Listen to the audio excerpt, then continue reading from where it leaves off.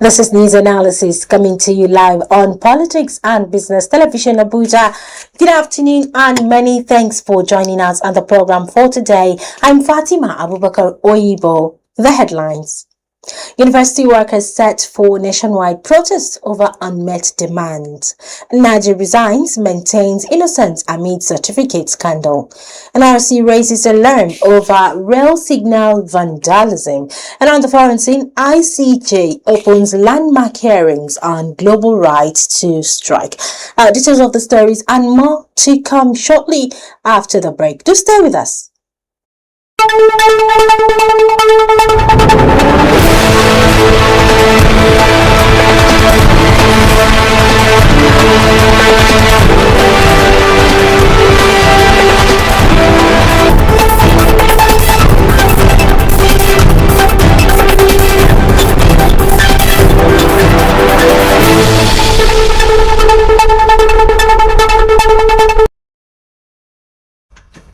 Welcome back. The New Staff Association of Nigeria Universities (SANU) and the Non-Academic Staff Union of Educational and Associated Institutions (NASU) have declared a nationwide protest scheduled for Thursday, October 9th, acting under the Joint Action Committee. The union say the protest is in response to the federal government's failure to address a series of long-standing grievances, including the alleged unjust disbursement of 50 billion naira in errand allowances, non-payment of salary arrears, and delays in renegotiating the 2009 agreement. All university branches have been directed to mobilize members for protest marches, placards, displays, and press briefings across campuses. In a memo jointly signed by NASU General Secretary Prince Peters Adeyemi and SANU National President Comrade Mohammed Ibrahim, the unions emphasized that the protest is a direct consequence of the government's inaction despite multiple ultimatums and consultative meetings. The JAC has instructed all branches to hold emergency congresses on Wednesday to ensure full participation in Thursday's action. Union leaders warn that this protest may be a precursor to a total and indefinite strike if the demands continue to be ignored, urging members nationwide to stand in solidarity for what they described as a fight for dignity and justice within the university system. Meanwhile, former Minister of Innovation, Science and Technology Geoffrey Uche Nnaji has broken his silence following his resignation from President Bola Tinubu's cabinet. In a statement released Tuesday, Nnaji insisted his decision to step down was not an admission of guilt, but a personal choice to protect his integrity and prevent distractions to the administration's renewed hope agenda. He cited a sustained campaign of politically motivated falsehood and media distortion as a reason for his exit. Nnaji, who faced allegations of certificate forgery, said he could not allow the controversy to overshadow the government's objectives. He emphasized that his resignation was a principled move to respect due process and preserve the integrity of ongoing judicial proceedings. President Tinubu has accepted the resignation and thanked Nnaji for his service. In another development, the Nigerian Railway Corporation (NRC) has condemned the vandalism of signal equipment along the Lagos-Ibadan rail corridor, describing it as a threat to passenger safety. Key components, including signal machine caps and connection cables, were reportedly tampered with between Agege and Agbado stations. Despite the damage, NRC assured that train operations remain unaffected. The security agencies have been alerted and investigations are underway to identify those responsible. The corporation urged nearby communities to stay vigilant and report suspicious activity. You're still watching news analysis right here on Politics and Business Television Abuja. Still to come, World Bank casts doubt on Nigeria's inflation goal. This is of this headline and more news content after a quick break. Stay with us.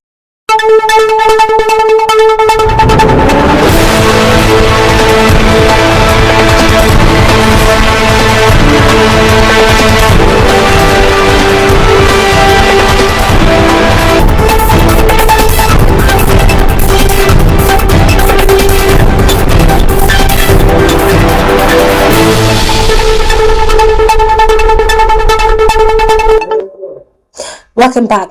Now on to business matters. World Bank cast out on Nigeria's inflation goal. The World Bank has dismissed Nigeria's ambition to achieve single-digit inflation in the short term, calling it unrealistic given current economic pressures. It noted that Nigeria remains among the few African countries still grappling with persistently high consumer prices. Despite government reforms aimed at stabilizing the economy, the bank warned that structural challenges and global headwinds make rapid inflation reduction unlikely. It urged policymakers to adopt more pragmatic strategies to address inflation and economic growth. On the foreign scene, the International Court of Justice (ICJ) has launched historic hearings to determine whether the right to strike is protected under international law. This marks the first time the world's highest court is weighing in on the balance between workers' rights and employers' interests on a global scale. The case, brought forward by a coalition of labor unions and international legal experts, could reshape labor policies worldwide. Observers say the outcome may influence future legislation in countries where striking is heavily restricted or penalized. The hearings are expected to continue through the month. And now for sport news, let's join Able Sunday.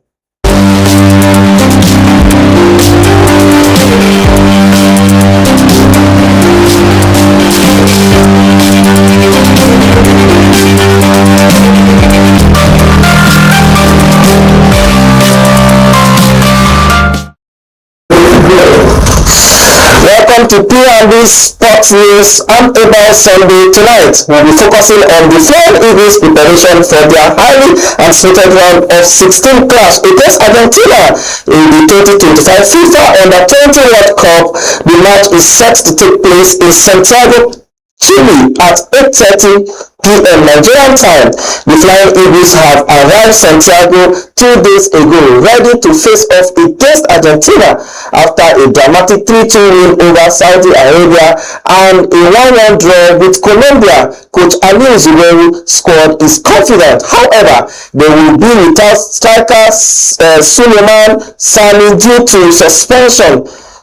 Zubairu will need to reshuffle his attack, pairing a new forward alongside Magana and Tahari. That's all for sports. I'm Able Sunday.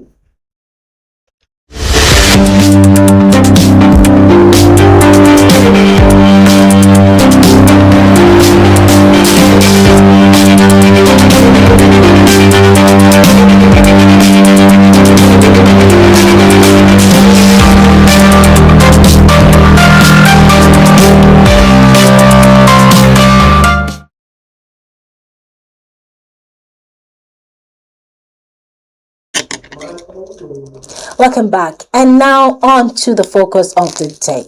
So President Bola Ahmed Tinubu has formally requested the National Assembly's approval to borrow a fresh 3.54 trillion naira, an equivalent of about $2.35 billion to finance what the presidency described as critical infrastructure and fiscal obligations. This new borrowing plan adds to Nigeria's already mounting debt profile, which, according to the Debt Management Office, stands over 149 trillion naira as of mid-2025. The federal government urges that the loan is necessary to bridge funding gaps in the 2025 budget and sustain ongoing national projects. But critics are asking, how sustainable is Nigeria's borrowing culture? At what point does debt become an obstacle rather than a solution? To help us make sense of this latest development, after the break, we'll be joined by our in-house economist, Yushau Aliyu, who will be joining us via a WhatsApp call on the program to unpack the figures, the implications, and the way forward.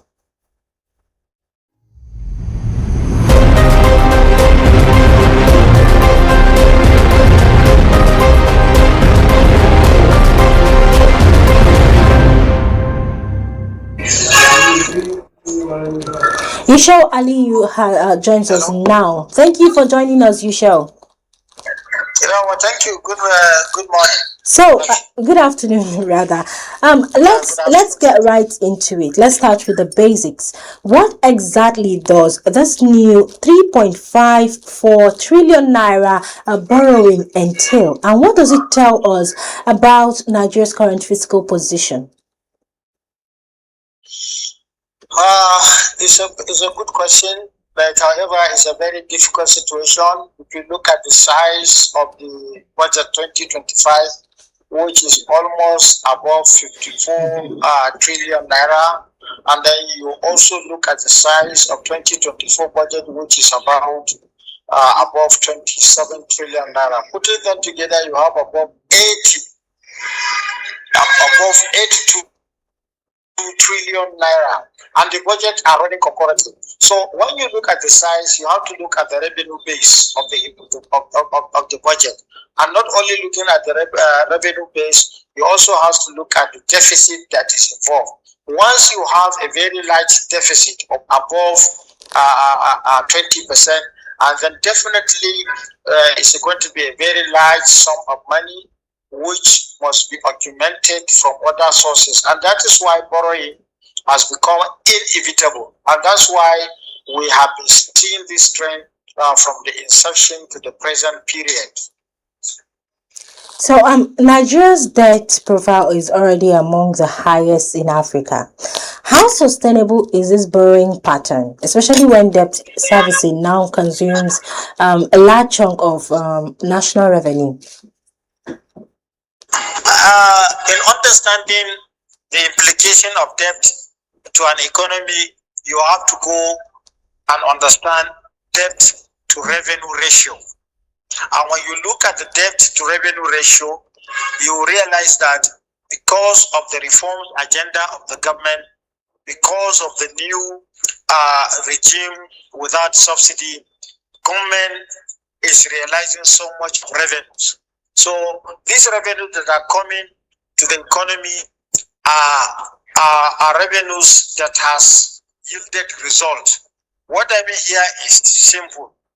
When you check what the Vice President submitted to the Nigerian Economic Summit Group, you realize that there is a surge, that is a dramatic increase of revenue.